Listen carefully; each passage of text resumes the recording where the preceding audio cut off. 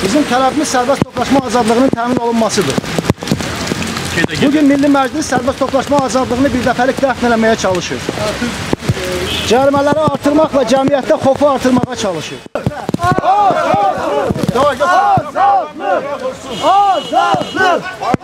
Polis Milli Məclisin binası önünə yürüş etmək istəyən etirazçıların qarşısını aldı. Bir neçə nəfər 20 saylı məktəbin qarşısında polis maşınına mindirilərək ərazidən uzaqlaşdırıldı.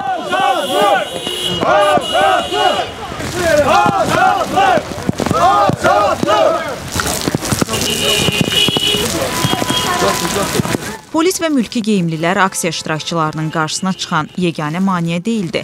Güclü yağış da problemlər yaratdı.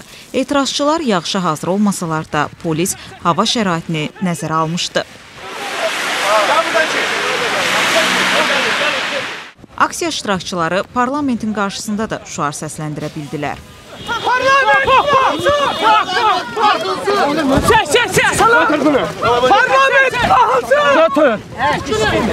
İnsanlara bu formada davranırlar. Bura bizim torpağımızsa biz burada durma hakkımız var.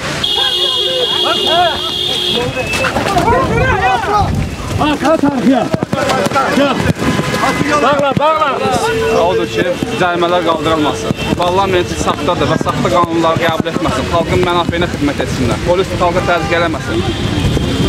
Bəs iqtidarə xidmət elədir. İqtidar xalqın mənafeyinə xidmət etmir. Xalqın mənafeyinə xidmət edir.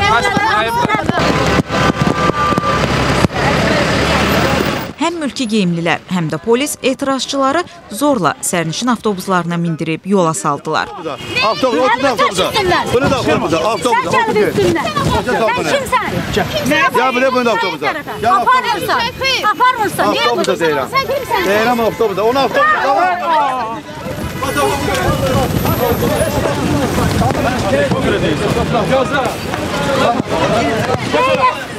Sen bırak babam sen ya. Okşamışam ben. Çeyin bunu sen de sen başına. Bak. Niye sakladın?